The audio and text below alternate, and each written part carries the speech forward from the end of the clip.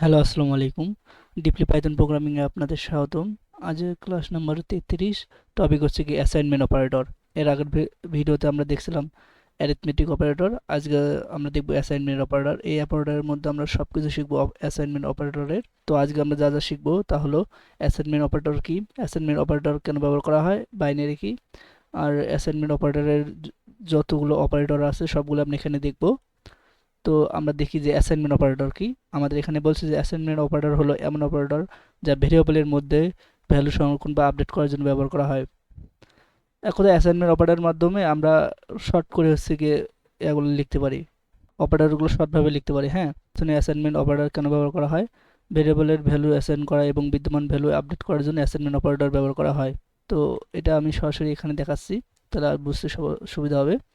এখানে দেখো অপারেটরগুলো এখানে দেওয়া আছে যে এটা হচ্ছে কি অ্যাসাইনমেন্ট অপারেটর, তার প্লাস অ্যাসাইনমেন্ট অপারেটর, নামগুলো আমি বলতেছি। হ্যাঁ, দেখো অপারেটরের এটা হলো এই যে এই ইকুয়াল আমরা বলি না, এটাকে বলা হয় অ্যাসাইনমেন্ট অপারেটর।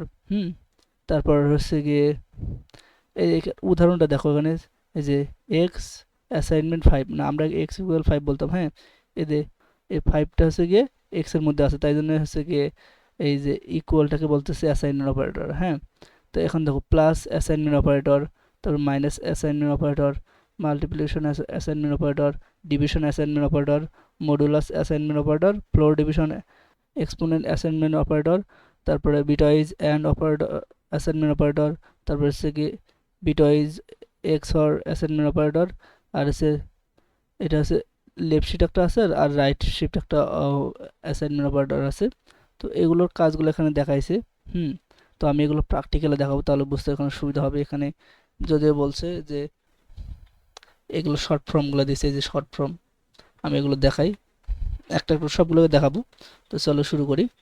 এক্স ইকুয়াল 5, এই যে এটাকে বলতেছে এক্সটা, 5টা কার মধ্যে আছে? এই এক্স এর মধ্যে আছে।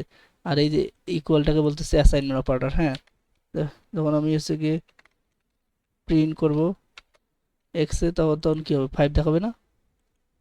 হুম, এই 5 দেখাচ্ছে। তাহলে কি বোঝা গেল যে এই এই অ্যাসাইনমেন্ট অপারেটরটা কি করলো? এই 5টাকে এই যে এক্স এর ভ্যালু হিসেবে ধরলো।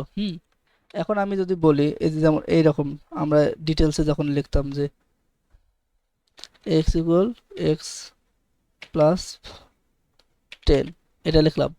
তো এখানে কি হলো? এই যে আমি একটা নতুন মান নিলাম এবং এক্স এক্স প্লাস 10 দিলাম। এই এক্স মানে কত? এই এক্স মানে হচ্ছে গিয়ে 5, তাই না? এই এক্স মানে 5, তাহলে এখানে 5 আসলো। আর এখন এখন কত রান করলে কত হবে? এখন কিন্তু 15 হবে রান করলে। 15 হয়েছে।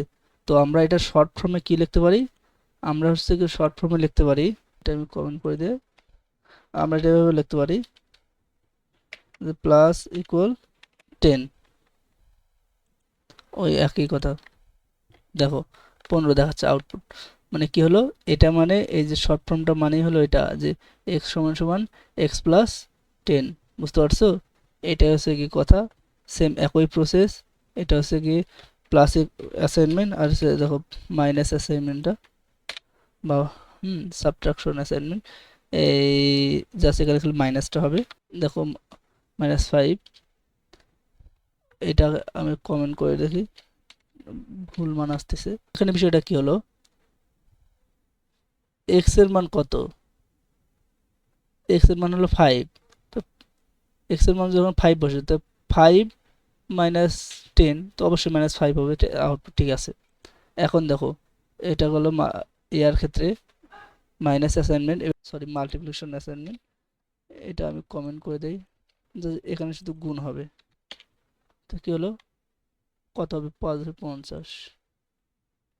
50, এটা যে লেখা যে কথা শর্ট ফর্মটা আমরা দিচ্ছি, যে শর্ট ফর্মটা আমরা এইভাবে দিতে পারি। জাস্ট কি করতে হবে? এই যে এক্স ইকুয়াল এক্স এক্স গুণন 10, মানে এখানে কি হচ্ছে গিয়ে এই যে এই এক্সটা এখানে বসলে কি 5 গুণন 10, 5 10 50। হ্যাঁ, এটাই বলতেছে এখানে ডিভিশন অ্যাসাইনমেন্ট। এবার দেখো যখন আমি রান করব তখন 0.5, মানে অবশ্যই 0.5 হবে। তার কারণ এই যে এখানে 5 5 10কে 5কে যখন 10 দিয়ে ভাগ দেবো তখন তো এটা হবে। দেখো ক্যালকুলেটর, 5 ভাগ 0.5, আউটপুট কত আসছে 0.5 আসছে। এটা গেল একটা। এখন হচ্ছে গিয়ে ভাগের পরে আছে আমাদের মডুলাস। এটা মডুলাস করবো, তখন এখন রান করে দেখি তো কি আসে। দেখো 5 আসছে, এটা মডুলাস 5। এবার দেখবো হচ্ছে গিয়ে ফ্লোর ডিভিশন আর ইকুয়াল, এখানে 15 নিলাম, 4 নিলাম, 3 আসবে আউটপুটে। তখন 3 4 বড় 3 পয়েন্ট হয়, কিন্তু পয়েন্টটা বাদ দেবে। হ্যাঁ, এই তো হচ্ছে গিয়ে শুধু ইন্টিজারটা নেয়। এটা আমরা দেখছিলাম আগের ভিডিওটাই। এবার হচ্ছে গিয়ে আমরা ফ্লোর ডিভিশন দেখলাম, এবার হচ্ছে এক্সপোনেন্টটাও দেখবো। এক্সপোনেন্টটা এখানে মানে স্কোয়ার, এটা তো যখন আমি রান করবো তখন হচ্ছে গিয়ে দেখো আউটপুট কত আসবে, 5625 আসছে। হ্যাঁ, এবার হচ্ছে গিয়ে এক্সপোনেন্ট অ্যাসাইনমেন্ট গেল। এবার আমরা দেখবো আছে bitwise and operator, bitwise XOR operator, আর left shift right shift operator. তো এগুলো দেখার জন্য আমি কি করছি, এগুলোকে আগে বুঝাইতে হবে, তারপর তো আসতে হবে এখানে। এখানে দেখো যে bitwise bitwise and assignment operator বাইনারিতে কনভার্ট করতে হবে। দেখো আমি এখানে বাইনারি একটা টার্ম নিয়েছি। এখানে বাইনারি করতে গেলে 5 এর হচ্ছে কি বাইনারি কত, 5 এর হচ্ছে বাইনারি, দেখো 5 এর হচ্ছে বাইনারি, এই যেখানে দেখো 5 এর বাইনারি হচ্ছে 0101, অর্থাৎ 5 এর জায়গায় দেখো 5 মিলে তো আমাদের এখানে দেখো আমরা নিয়েছি। আমি এখানে 4 ডিজিটের বাইনারি বের করে নিয়েছি। তো ওখানে হচ্ছে 5 এর হচ্ছে বাইনারি কত, 5 এর বাইনারি হচ্ছে কি 0101। আচ্ছা, বাইনারি কিভাবে করা যায়, 5 মিলে তো আমাদের যেখানে যে মিলবে সেখানে সেখানে 1 বসাতে হবে। 4 ডিজিটের যেহেতু আমি হচ্ছে কি বাইনারি বের করবো, তো 5। তো 5 এখানে কোথায় কোথায় 4 এর এখানে 1 দিলে, আর এই যে 1 এর এখানে 1 দিলে পরে তোমার হচ্ছে গিয়ে 5 হচ্ছে না। আর বাকি ক্ষেত্রে হচ্ছে কি 0 0 দিতে হবে। এখানে 0, এই জন্য এখানে 0 বসছে আর এখানে 0 বসছে। আর এই 4 এর এখানে হচ্ছে 1 আর 1 এর এখানে হচ্ছে 1। এই জন্য হচ্ছে গিয়ে 5 এর হচ্ছে বাইনারি হলো 0101। আর 3 এর তাহলে বাইনারি কত, 3 মিলাতে কি করা লাগবে, এই যে 2 এর নিচে একটা 1 দিতে হবে, আর 1 এর নিচে একটা 1 দিতে হবে। তো 3 এর দেখো বাইনারি কত 0011, অর্থাৎ 2 এর নিচে একটা 1 আর হচ্ছে গিয়ে 1 এর নিচে একটা 1।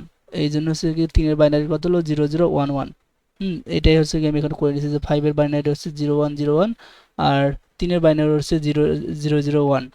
এখন যেহেতু এটা অ্যান্ড অপারেটর, এই অ্যান্ড অপারেটর হচ্ছে নিয়মটা দেখতে হবে। অ্যান্ড অপারেটর নিয়মটা আমরা কি জানি, যে আমরা এটা বিশেষ করে ডিজিটাল ইলেকট্রনিক্সে দেখছিলাম যে অ্যান্ড অপারেটর হচ্ছে গিয়ে নিয়ম অনুযায়ী হচ্ছে গিয়ে তখনই হচ্ছে আউটপুট সত্য হবে যখন হচ্ছে গিয়ে উভয় বিটে হচ্ছে 1 হলে তখন আউটপুট হচ্ছে গিয়ে 1 হবে। অর্থাৎ দেখো উভয় বিট এখানে কি আছে, এখানে আছে, আমি তাহলে এই কোডটা বসাই যে 0101, এই দেখো 0101 বসাইছি, আর যে 0011 0011 বসাইছি। হ্যাঁ, এখন আমাদের হচ্ছে গিয়ে অ্যান্ড অপারেটর হচ্ছে নিয়মটা কি, যে উভয় পক্ষ যদি হচ্ছে গিয়ে 1 হয় তখনই হচ্ছে আউটপুট হচ্ছে 1 আসবে।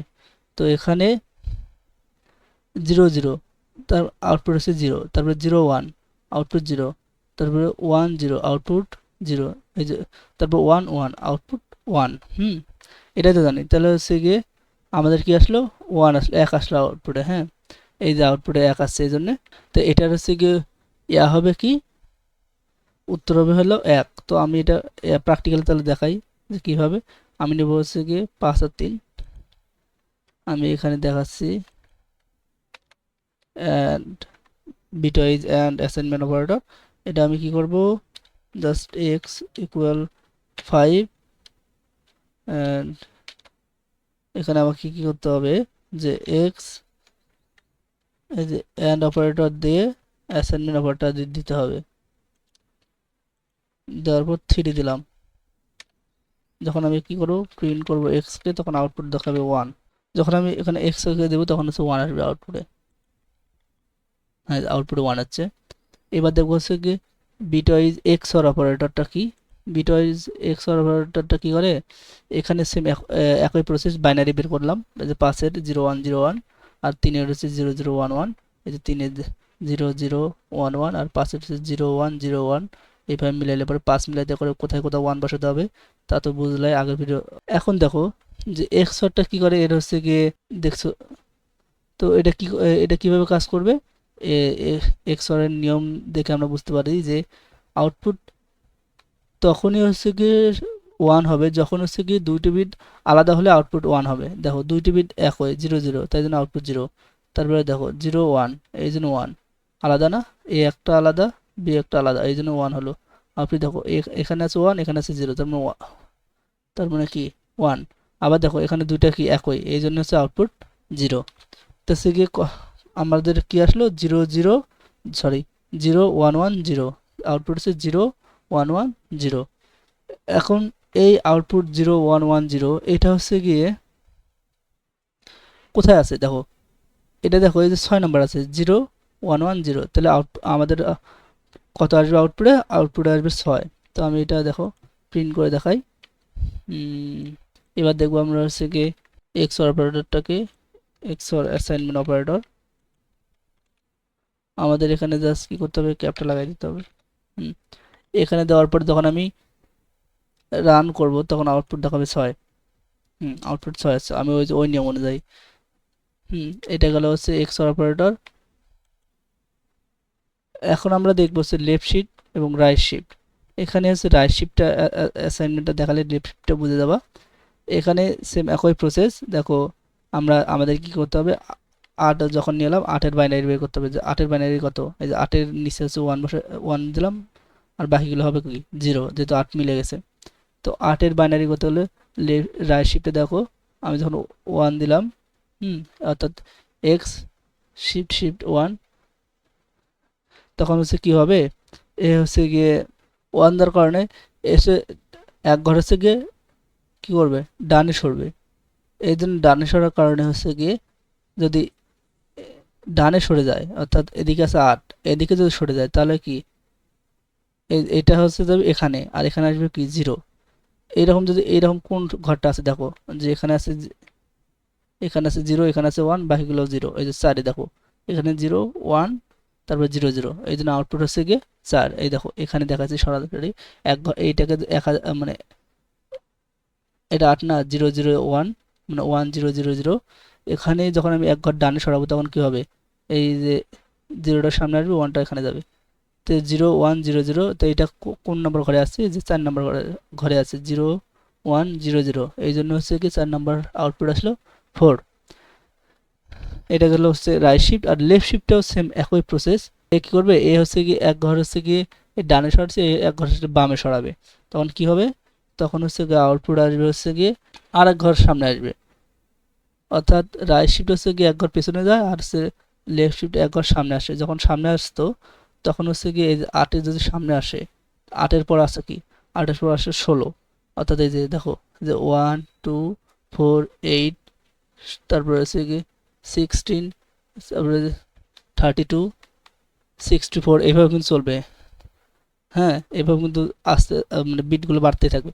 তো এইভাবে কিন্তু বাড়তে থাকবে। তো আমি তোমাদের হচ্ছে গিয়ে 4 বিট নিয়ে দেখাইলাম। তো এখানে আমাদের তাহলে বুঝতে হবে যে যদি লেফট শিফট হচ্ছে এক ঘর হচ্ছে সামনে যায়, আসে কত 8, তার মানে সামনে আসলে হবে কি 16, আউটপুট হবে 16। তো আমি একটু লেফট শিফটে দেখাই এবং রাইট শিফটেও দেখাই। তো লেফট শিফটে দেখানোর জন্য আমাকে কি করতে হবে, এক্স ইকুয়াল নিলাম আমি 8, তখন হচ্ছে কি এক্স শিফট শিফট 1 দিলাম। প্রিন্ট যখন আমি করব এক্স কে, তখন কি হবে, এক ঘর কিন্তু হচ্ছে গিয়ে পেছনে যাবে, তাই না, 4 হবে, 4 আউটপুট আসছে। রাইট শিফট এখন হচ্ছে লেফট শিফট, এখানে এটা কি করবে, এটা হচ্ছে গিয়ে সামনের দিকে চলে যাবে। আগেরটা ছিল পেছনের দিকে রাইট শিফট, এখন লেফট শিফট হচ্ছে গিয়ে সামনের দিকে চলে যাবে। এই জন্য আসলে আউটপুটে 16। এটাই ছিল আমাদের রাইট শিফট এবং লেফট শিফট অ্যাসাইনমেন্ট। তো এই ছিল আমাদের ক্লাস। সবাই ভালো থাকো, দেখা হবে নেক্সট।